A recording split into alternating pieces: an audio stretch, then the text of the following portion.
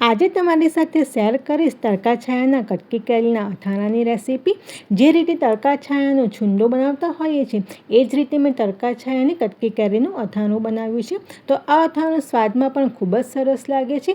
એનો ખાટો મીઠો અને તીખો સ્વાદ કટકી કેરીના અથાણાનો ખૂબ જ સરસ લાગે છે। તો આ અથાણાને તમે કાચની બરણીમાં ભરીને આખું વરસ સરસ રીતે સ્ટોર પણ કરી શકો છો। એ જ રીતે આ એકદમ સરસ રસાવાળું અને લાલ ચટક જ રહે છે। તો આવી જ અનેક નવી રેસીપી જોવા માટે તમે મારી ચેનલને સબસ્ક્રાઈબ ના કરી હોય તો કરી લેજો।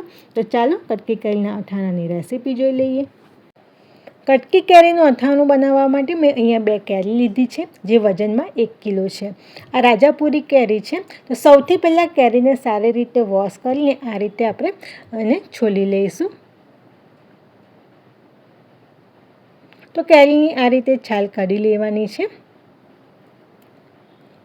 અને હવે એના નાના પીસમાં કટ કરી લઈશું। તો કેરીના આ રીતે નાના પીસમાં કટકા કરી લેવાના છે। તો એટલે જ એનું નામ કટકી કેરીનું અથાણું છે। તો બસ બંને કેરીના આપણે આ રીતે નાના કટકા કરી લઈશું।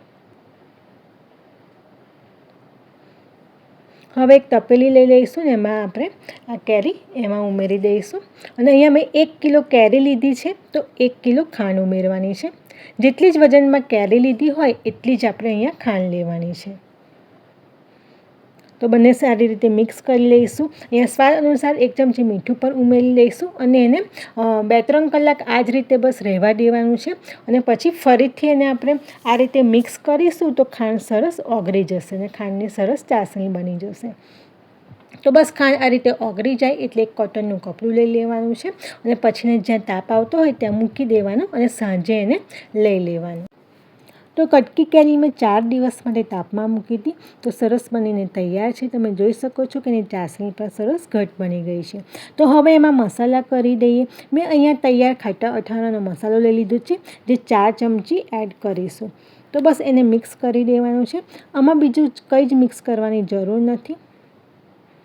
તમે જે બહાર તૈયાર અથાણાનો મસાલો મળતો હોય તે લઈ શકો છો અને 1 કિલો મેં કેરી લીધી છે, તો 4 ચમચી મસાલો ઇનફ છે। તો બસ કટકી કેરી બનીને તૈયાર છે।